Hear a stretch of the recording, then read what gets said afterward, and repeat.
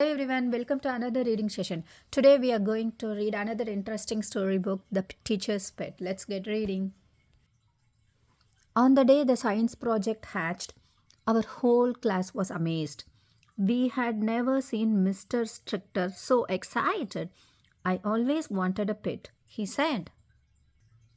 Our tadpoles grew and grew. Soon it was time to release them into the wild. But Mr. Stricker said we could keep just one. We chose Bruno. Bruno had been the last frog to hatch, and he was the smallest. Snip, snip. We brought in bugs and worms to feed him, but he preferred eating our markers and our scissors and our books.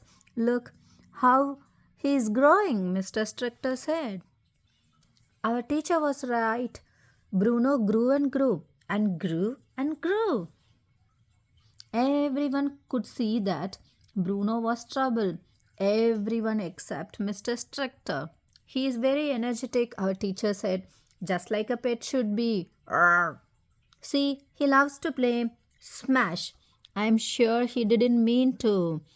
Tom, isn't he adorable? But Mr. Stricker, we said, he is.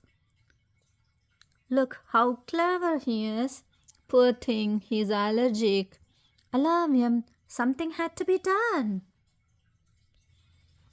We held a class meeting at recess. Everyone agreed. Bruno had to grow. He had grown and grown into a bigger and bigger problem. We just couldn't keep him. But how would we convince Mr. Stricker? We tried to tell him Bruno snores during silent reading.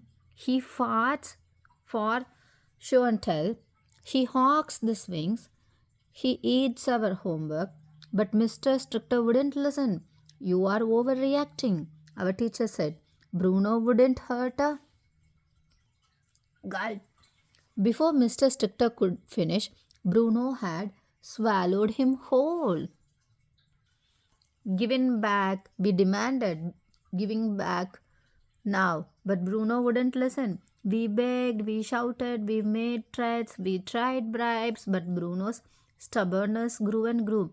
We had to get our teacher out of there. But how? I know the plant. The plant, we agreed. We held it under Bruno's nose. He sniffles, grew and grew, and grew, and grew. Sniffle, sniffle, until finally, achoo! Mr. Stricker flew out like a snot rocket. He shook Bruno's slime from his ears. Good news, he said. How I found the missing homework. Burp. It's time to release Bruno into the wild, we said. He is not meant to live in a classroom. We had never seen Mr. Stricker so sad. We walked Bruno to the frog pond and said goodbye. Mr. Stricker squeezed Bruno into a giant hug. You were a wonderful pet, he said, but I think you will be happier out here where you belong. Bruno blinked 4 times, unfurled his tongue, and gave our teacher's face a lick. Then he jumped into the pond with a splash. Maybe he will come back to visit, we said. Mr. Stricter's smile grew and grew. The next day, our new science project hatched. Soon it was time to release the butterflies into the wild. Mr. Stricker said, maybe this one would make a good pet. But we had an even better idea.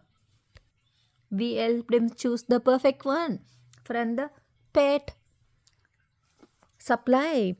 So it's the fish, ducks, reptiles, cats, and birds. That's the pet supply store sell. So we helped him choose the perfect one.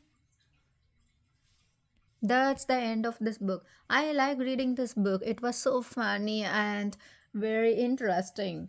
What is your teacher is having as his pet? What do you have as your pet? Let me know in comments. Thank you. Have a great day. Bye bye.